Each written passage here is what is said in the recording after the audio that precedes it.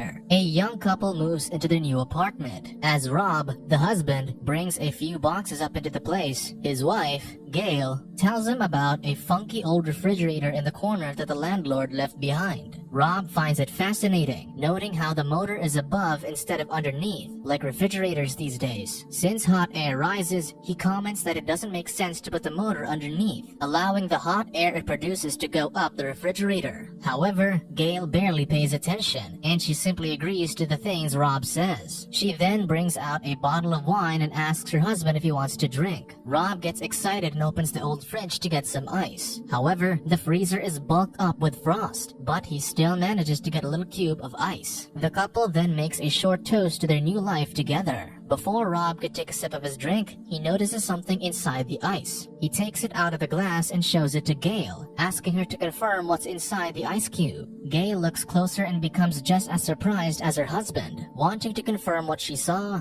Gail grabs a magnifying glass to inspect the ice cube closely. Surprisingly, inside it is a miniature mammoth with spears in its body. Gail wonders if there are more of these things in the freezer, so she opens it. She quickly takes out the junk inside and gets shocked by what she sees. With this, Rob takes a peek and comments there's a lost civilization in the refrigerator. True enough, the freezer contains a miniature working medieval city. Everything inside moves so fast, with the little people going through their day normally, unaffected by the two giants hovering near their city. In disbelief, Gail claims that what's happening doesn't make sense, and Rob agrees. She then clarifies that they're seeing an early medieval city, when woolly mammoths died out sometime in the late Neolithic period. Rob shrugs it off and simply agrees with his wife to hide his ignorance. Later on, Rob buries the frozen mammoth in a pot of dirt. Rob seems sad about it, so Gail lightens up the mood and says it will probably make for a good fertilizer. Curiosity takes over, and the two check the freezer again. To their surprise, everything has changed drastically. What used to be a medieval city is now a modernized place during the Industrial Revolution. Factories and railroads are built, covering the freezer's sky with smoke. The couple knows that they've only been gone for 10 minutes, but decades have already gone by for the miniature people. With this, Gail theorizes that time moves differently inside the freezer. As they witness the Industrial Revolution at great speed, Rob is disappointed that they missed the Renaissance period.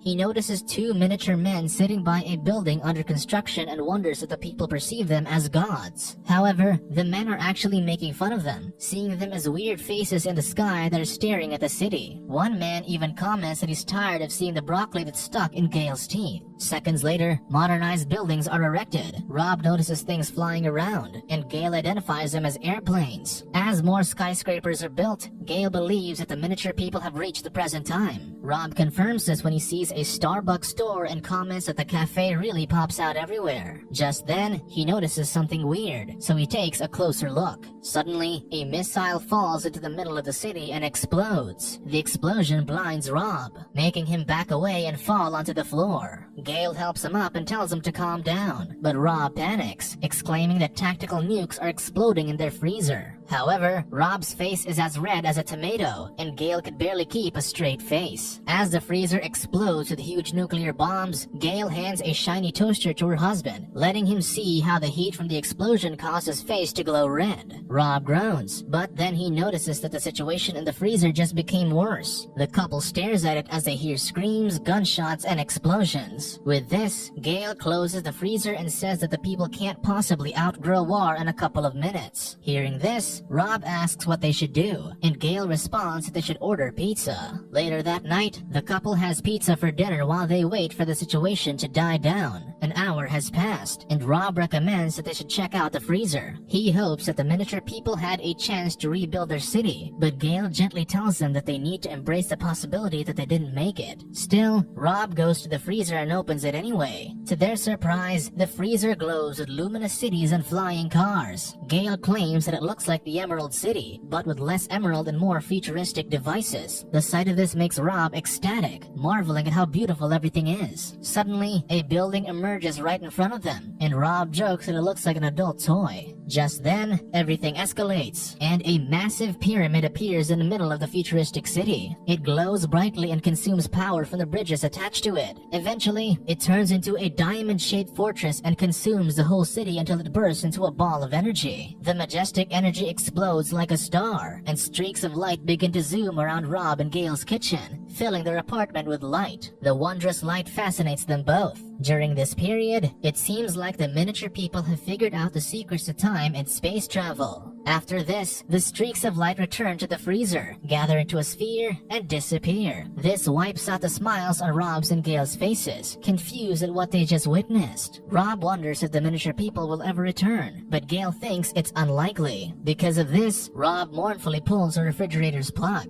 as if he's accepting that those tiny people will never return. Knowing that Rob has grown fond of the miniature people, Gail hugs him in comfort. She then closes the freezer, deciding to call it a day. The next day, Rob pours their cups of coffee and hands one to Gail. Without saying a word to each other, both wonder about the miniature civilization in their freezer. With the slightest bit of hope that the miniature people are still alive, they open the freezer again to find cold mist pouring out despite it being unplugged. Inside, they witness another ice age where primitive sapiens consumed the carcass of a mighty brachiosaurus. It seems like life in the freezer has restarted, and it has now returned to the age of the dinosaurs. Just then, a roar alerts the sapiens of the arriving Tyrannosaurus Rex. The sapiens run as one is caught between the dinosaur's teeth. The last sapiens tumbles with the T-Rex closing in, lunging for the kill. Many claims that the freezer is like a pocket universe that shows how life evolves to the point of leaving reality. Some may think that the freezer showed the end of their world, but it could also mean that the miniature humans found a different dimension to live in. It's uncertain how many times this process of life occurred in the old freezer, or if it always plays out the same way. The previous owners may have seen life bloom and die repeatedly, eventually getting bored of it, thus leaving the extraordinary freezer behind. Although the show never revealed